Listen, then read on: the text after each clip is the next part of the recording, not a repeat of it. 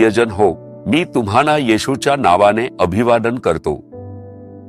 आज भारतातील तमिळ लोकांसाठी एक खास दिवस आहे। त्याला ते पोंगल सण म्हणतात। हे म्हणजे एक कापणीचे सण आहे। या दिवशी लोक कापणीचा उत्सव साजरा करतात। शेतकरी हा दिवस सण म्हणून साजरा करतात कारण ते कापणी करतात। ते त्यांच्या देवाची पूजा करतात आणि कापणीच्या आशीर्वादाबद्दल आभार मानतात। पण बायबल याबद्दल काही बोलते का? होय, प्रभूने आपल्याला कापणीच्या वेळी पहिले फळ अर्पण करण्याची आणि त्याचे आभार मानण्याची आज्ञा दिली आहे। ही बायबलमध्ये दिलेली आज्ञा आहे। जगभरातील कापणीच्या सणाप्रमाणे चर्चमध्येही हा सण साजरा करण्याची प्रथा आहे। याबद्दल प्रभू काय म्हणतो?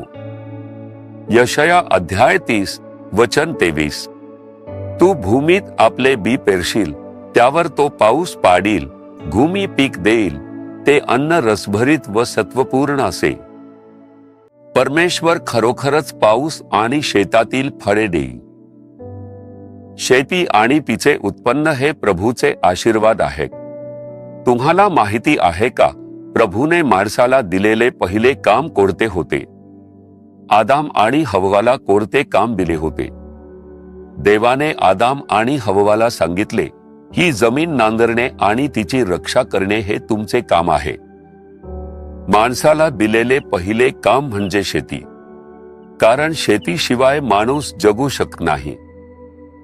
विज्ञानातील कितीही मोठी शोध किंवा कारखाने असले तरी आपले अन्न शेतीतूनच यावे लागते। प्रभू हा तो देव आहे जो शेतांना आशीर्वाद देतो आणि पीक वाढवतो। त्या कारणासाठी तो पाऊस पाडतो, सूर्य उगवतो आणि थंड वारा देतो। यामुळे शेतांना फळे येतात आणि आपण आशीर्वादित होतो। इथले लोक मानतात की निसर्ग म्हणजे सूर्य आणि चंद्र त्यांना मदत करतात आणि ते निसर्गाची पूजा करतात। पण आपण तसे नाही। आपण न्यायाचा सूर्य याला धन्यवाद द्यायला हवा, पावसाला कारणीभूत ठरणारा आणि सूर्य निर्माण करून त्याला प्रकाश देणारा प्रभू येशू ख्रिस्त आहे। म्हणून आपल्याला शेत आणि शेतकऱ्यांसाठी देवाची स्तुती करायला हवी।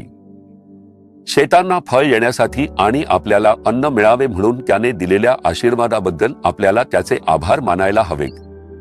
जेव्हा आपण यासाठी देवाचे आभार मानतो आणि त्याची स्तुती करतो, तेव्हा प्रभू आपल्याला सत आशीर्वाद देईल। जेव्हा पिकांना फटका बसतो तेव्हा दुष्काळ पडतो।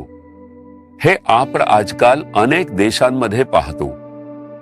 म्हणून आपल्याला कृतज्ञ मनाने देवाची स्तुती करायला हवी। या ठिकाणी आपली स्वतःची शेतं आहेत जिथे आपण भात लावतो आणि कापणी करतो।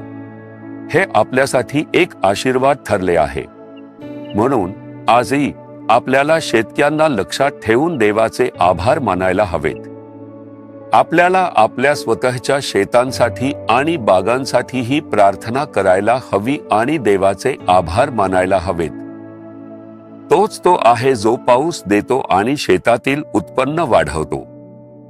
आपण प्रार्थना करूया का? प्रभू, तुम्ही आम्हाला दिलेल्या शेतांसाठी आम्ही तुमची स्तुती करतो। तुम्ही आम्हाला चांगला पाऊस आणि ऊन देता आणि आमच्या शेतातील उत्पन्न वाढवता। तुम्ही आम्हाला आशीर्वाद दिल्याबद्दल धन्यवाद। या कारणासाठी मेहनत करणाऱ्या शेतकऱ्यांना आठवून आम्ही तुमची स्तुती करतो। त्यांच्या प्रयत्नांना तुम्ही आशीर्वाद द्या आणि त्यांच्या शेतातील उत्पन्न वाढवा अशी आम्ही प्रार्थना करतो। तुम्ही असा आशीर्वाद देता आहात म्हणून आम्ही तुमची स्तुती करतो। ज्यांच्याकडे स्वतःची शेतं आणि बागा आहेत अशा सर्वांना मी येशूच्या नावाने आशीर्वाद देतो आणि त्यांच्यासाठी प्रार्थना करतो।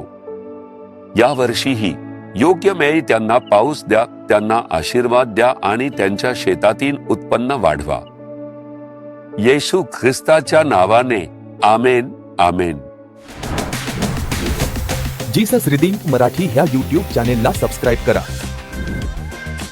सबस्क्राईब बटनावर क्लिक करा आणि बेल चिन्हावरही क्लिक करा। दररोजच्या नवीन कार्यक्रमांची माहिती मिळवा।